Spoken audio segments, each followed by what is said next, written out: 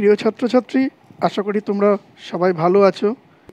নানা ব্রিটিশ শাসকদের অসম্মানজনক রাজনৈতিক পদক্ষেপসমূহ, অর্থনৈতিক শোষণ, সামরিক স্তরে বৈষম্যমূলক আচরণ ও স্থানীয় অধিবাসীদের ধর্মীয় বিশ্বাসে হস্তক্ষেপ ইত্যাদির প্রেক্ষিত আলোচনা করে 1857 খ্রিস্টাব্দে ইংরেজ কোম্পানির ভারতীয় সিপাহীদের অভ্যুত্থানের প্রকৃতি ও চরিত্র বিশ্লেষণ করা যেতে পারে। তাদেরকে এই বিদ্রোহ সম্পর্কে যখন তোমরা পরীক্ষায় লিখবে তখন কিন্তু কতগুলো মূল পয়েন্টের উপরে কিন্তু এটা তোমাদেরকে লিখতে হবে। সেই পয়েন্টগুলো আমি যখন বলবো তোমরা কিন্তু খাতায় একটু করে নোট ডাউন করে নেবে। এই উপরোক্ত যে কারণগুলো আমি বললাম, এছাড়াও কি ছিল, এনফিল্ড রাইফেলের যে টোটায় গরু ও শূকরের চর্বি মিশ্রিত থাকার ঘটনাও ভারতীয় সিপাহীদের মনে একটা তীব্র প্রতিক্রিয়া সৃষ্টি করেছিল। এই হিন্দু ও মুসলমান এই উভয় সম্প্রদায়ের সিপাহীদের মনে ধর্মনাশের আশঙ্কায়ও সিপাহী বিদ্রোহ কিন্তু অনিবার্য হয়ে পড়েছিল। তাই 1857 খ্রিস্টাব্দে 29 মার্চ মঙ্গল পাণ্ডের নেতৃত্বে ব্যারাকপুর সিপাহী বিদ্রোহ শুরু হয়েছিল নিছক ধর্মীয় বিশ্বাস থেকে, কিন্তু পরবর্তীকালে তা ক্রমশ কিন্তু উত্তর ভারতের বিভিন্ন প্রান্তে ছড়িয়ে পড়ে এবং আস্তে আস্তে দেখা যায় সারা বছর ধরে এই বিদ্রোহের আগুন জ্বলতে থাকে।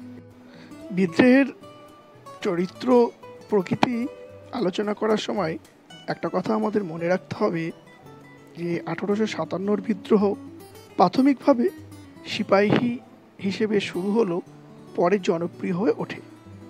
তবে এই বিদ্রোহ স্বতঃস্ফূর্ত ছিল কি না বা অপরিকল্পিতভাবে গড়ে উঠেছিল কি না তা কিন্তু নিশ্চিত করে বলা যায় না। তার কারণ হচ্ছে সিপাহীরা এ বিষয়ে কোনো প্রামাণ্য নথিপত্র রেখে যায়নি। আমাদের মূলত বিশ্বাস করতে হয় ঔপনিবেশিক তথ্যপঞ্জির উপরই নির্ভর করে আমাদের সমস্ত তথ্যগুলো জানতে হতো। এই একটি পয়েন্ট তোমরা নোট করতে পারো যে স্বতঃস্ফূর্ত আন্দোলন, আসলে সিপাহীদের যে বিক্ষোভ স্বতঃস্ফূর্তভাবে প্রকাশ পেয়েছিল, তো এটা মূলত ইংরেজ শাসন সম্পর্কে তীব্র অসন্তোষ জমা হয়েছিল সিপাহীদের মনে। এ বিষয়ে কোনো সন্দেহ নেই, কারণ তখন আমাদের ভারতবর্ষে কোনো রাজনৈতিক সংগঠনও গড়ে ওঠেনি। সুতরাং এই আন্দোলনের পেছনে কোনো রাজনৈতিক দলের প্রয়াস বা কোনো বৈদেশিক রাষ্ট্রের ষড়যন্ত্র আছে এ তথ্য কিন্তু কখনোই খাটবে না। তার জন্য এটা প্রমাণিতই হয় যে সিপাহীদের মধ্যে যে ক্ষোভ অসন্তোষ পুঞ্জীভূত হয়েছিল তার বহিঃপ্রকাশই কিন্তু এই বিদ্রোহ। তাই একটা পয়েন্ট হিসেবে তোমরা লিখতে পারো স্বতঃস্ফূর্ত আন্দোলন। দ্বিতীয় পয়েন্টে তোমরা শুধুমাত্র সিপাহী বিদ্রোহ এই পয়েন্টটা করতে পারো। এ বিষয়ে ঐতিহাসিকদের মধ্যে কিন্তু একটা বিভেদ আছে। Malleson, John Kaye, Sir John Lawrence, P.E. Roberts প্রমুখ ইংরেজরা এই বিদ্রোহকে শুধুমাত্র নিছক সিপাহী বিদ্রোহ ছাড়া আর কিছু মনে করেনি। আসলে সমসাময়িক ভারতীয় লেখক স্যার সৈয়দ আহমেদ খান, দুর্গাদাস বন্দ্যোপাধ্যায়, কিশোরচাঁদ মিত্র, হরিশচন্দ্র মুখোপাধ্যায় প্রমুখ আরও অনেক লেখকের নাম আছে, যারা সিপাহী ও স্বার্থান্বেষী ব্যক্তিদের দ্বারা সংগঠিত এই বিদ্রোহের জনগণের সংযোগ ছিল খুব গৌণ। সিপাহীরা নিজেদের সুযোগ সুবিধা আদায়ের জন্য এই বিদ্রোহ করেছিল বলে তাদের মত। অনেক ইংরেজ ঐতিহাসিক জে.বি. নর্টন, জন কে এবং ইংরেজ ঐতিহাসিক আলেকজান্ডার ডাফ এরা সকলেই কিন্তু 1857 বিদ্রোহকে জাতীয় বিদ্রোহ বলেই অভিহিত করেছেন। তারা যুক্তি হিসেবে বলেছেন যে উত্তর ও মধ্য ভারতের বিস্তীর্ণ অঞ্চলে জনসাধারণ স্বতঃস্ফূর্তভাবে বিদ্রোহে সামিল হয়েছিল এবং শুধু সামিলই হয়নি, তারা মনে প্রাণে ব্রিটিশ বিতাড়নও চেয়েছিল। তো সিপাহীদের দ্বারা মনোনীত শেষ মুঘল সম্রাট দ্বিতীয় বাহাদুর শাহ হয়ে ওঠেন ভারতের জাতীয় সম্রাট। জাতীয়তার প্রতীক, হিন্দু মুসলিম ঐক্যের প্রতীক, এই সমস্ত বিষয়গুলো সিপাহী বিদ্রোহের সঙ্গে যুক্ত ছিল এবং তার সঙ্গেই বলা যুক্তিসঙ্গত হয় যে যদি এটা জাতীয় বিদ্রোহ না হতো তাহলে কখনোই একটি জাতীয় সম্রাটকে সামনে রেখে বিদ্রোহীরা এই আন্দোলন করতো না। ভারতের প্রথম স্বাধীনতা সংগ্রাম, এটি একটি পয়েন্ট হিসেবে তোমরা লিখতে পারো। আসলে প্রখ্যাত বিপ্লবী বিনায়ক দামোদর সাভারকর তার the Indian war of independence গ্রন্থে 1857 বিদ্রোহকে ভারতের প্রথম স্বাধীনতা সংগ্রাম বলে অভিহিত করেছে। কারণ ইংরেজ বিরোধী এত ব্যাপক আন্দোলন ইতিপূর্বে ভারতে আর ঘটেনি। এটাই ছিল ভারতবর্ষের প্রথম স্বাধীনতা সংগ্রাম। আরেকটি পয়েন্ট হিসেবে সামন্ততান্ত্রিক প্রতিক্রিয়া লিখতে পারো।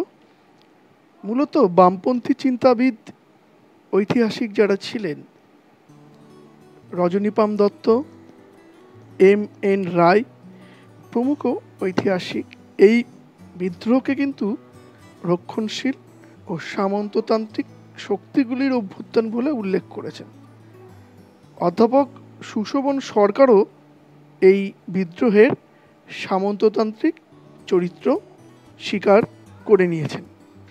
আরেকটি পয়েন্ট নতুন সংযোজন করা খুব দরকার, সেটা হচ্ছে এই বিদ্রোহের চরিত্র সম্পর্কে ঐতিহাসিক ডক্টর রমেশচন্দ্র মজুমদার, সুরেন্দ্রনাথ সেন প্রমুখ ঐতিহাসিক তাদের গ্রন্থগুলোতে বিভিন্ন রকম সংশোধনবাদী মতবাদ দিয়েছেন। তো সেগুলো একটু বলে দিই। ডক্টর রমেশচন্দ্র মজুমদার তার মতে এই বিদ্রোহ ভারতবর্ষের সর্বত্র ছড়িয়ে পড়েনি, জনগণও এই বিদ্রোহে অংশগ্রহণ করেনি। তাই 1857 তথাকথিত প্রথম স্বাধীনতা যুদ্ধ না ছিল প্রথম, না ছিল জাতীয়, না ছিল স্বাধীনতা যুদ্ধ। ডক্টর সুরেন্দ্রনাথ সেন কিন্তু আবার রমেশচন্দ্র মজুমদারের ঠিক উল্টো কথাটাই তিনি বলছেন। তার মতে 1857 সিপাহী বিদ্রোহ হিসেবে শুরু হলেও শেষ পর্যন্ত তা গণবিদ্রোহে পরিণত হয়। দিল্লি, অযোধ্যা, বিহার প্রভৃতি অঞ্চলে জনগণের অংশগ্রহণ ছিল সর্বাধিক এবং যে সকল অঞ্চলে জনগণের সমর্থন ছিল সেসব অঞ্চলের বিদ্রোহী নেতাদের লক্ষ্য ছিল প্রতি বিপ্লব ঘটানো। যে পয়েন্টগুলো বললাম এগুলোর উপরে মূলত পরীক্ষায় আসলে এই পয়েন্টগুলোর উপরে বেস করে তোমরা লিখবে। সঙ্গে আরও কয়েকটি বিষয় মনে রাখবে যে এই যে আন্দোলন ভারতীয় সিপাহীদের দ্বারা ভারতবর্ষের যে প্রথম ব্রিটিশ বিরোধী আন্দোলন শুরু হলো, তো এই আন্দোলন মহারাষ্ট্র, নাগপুর, ঝাঁসি, অযোধ্যার ইত্যাদি অঞ্চলে কিন্তু সেখানকার বিক্ষুব্ধ রাজন্যবর্গ যারা ছিলেন, মুঘল বাদশাহ স্বয়ং এই বিদ্রোহের নেতৃত্ব দিতেও অগ্রসর হয়েছিলেন। কিন্তু দুর্ভাগ্যের বিষয় হচ্ছে এই যে আন্দোলন তাদের মধ্যে কোনো সুনির্দিষ্ট পরিকল্পনা ছিল না। বাহাদুর শাহ ভেবেছিলেন আবার দিল্লিতে মুঘল রাজত্ব স্থাপন করবেন, নানা সাহেব ভেবেছিলেন পেশোয়া হয়ে মারাঠা রাজ্যের হারানো গৌরব ফিরিয়ে আনবেন। দিল্লির অধিকারের সময় বিদ্রোহের নেতৃত্ব এবং লক্ষ্য বা উদ্দেশ্য সম্পর্কে সাধারণ সিপাহীদের কোনো পরিষ্কার ধারণা বা পরিকল্পনা গড়ে ওঠেনি। আসলে নেতৃত্বদের মধ্যে লক্ষ্যটাই স্থির ছিল না। থাকলে নানা সাহেবের মারাঠা রাজ প্রতিষ্ঠা বা বাহাদুর শাহের মুঘল সাম্রাজ্যকে আবার ফিরিয়ে আনার কোনো চিন্তা থাকতো না। প্রকৃতপক্ষে ব্রিটিশ শাসকদের বিরুদ্ধে অন্যায় ও অসাম্যের কারণে সিপাহীদের এই বিদ্রোহ ছিল দিশাহীন সুতরাং সমগ্র আন্দোলনটি ছিল পরিকল্পনাহীন। দেখো, সিপাহীদের মধ্যে পরিষ্কার বিভাজন ছিল। তার প্রমাণ হিসেবে আমরা বলতে পারি এই সিপাহীদের মধ্যে বেঙ্গল আর্মির বাইরে অন্য রেজিমেন্টের সৈন্যরা কিন্তু বিদ্রোহে বিশেষ যোগ দেয়নি। আর বেঙ্গল আর্মি সিপাহীদের মধ্যে উত্তর ভারতের মানুষই ছিল বেশি। সুতরাং আমাদের ব্যারাকপুরে বিদ্রোহের সূচনা হলেও এই বাংলায় বিদ্রোহের কিন্তু তেমন প্রভাব কিছু পড়েনি। ভারতীয় সিপাহীদের একটা বিরাট বড় অংশ কিন্তু এই বিদ্রোহে অংশগ্রহণই করেন। আর বিদ্রোহের স্বরূপ ও গতি প্রকৃতি যদি আমরা একটু ভালোভাবে আলোচনা করি, দেখা যাবে যে এই বিদ্রোহ কয়েকটি সেনা ছাউনির মধ্যেই আবদ্ধ ছিল।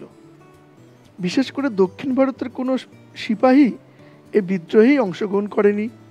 শিখ এবং গোর্খা যারা সেনাবাহিনীর বড় শক্তি ছিল, তারাও কিন্তু কোম্পানির প্রতি আনুগত্য দেখিয়েছিল। এবং অনেক জায়গায় এই বিদ্রোহী সেনাদের দমন করার জন্যই এই সেনারাই ব্রিটিশ সরকারকে দমন করতে সাহায্য করেছিল। তাহলে দেখা যাচ্ছে যে এক শ্রেণীর সেনা বিদ্রোহ করছে, আর বেশি সংখ্যক সেনা সেই বিদ্রোহী সেনাদেরকে দমন করার জন্য সরকারকে সাহায্য করছে।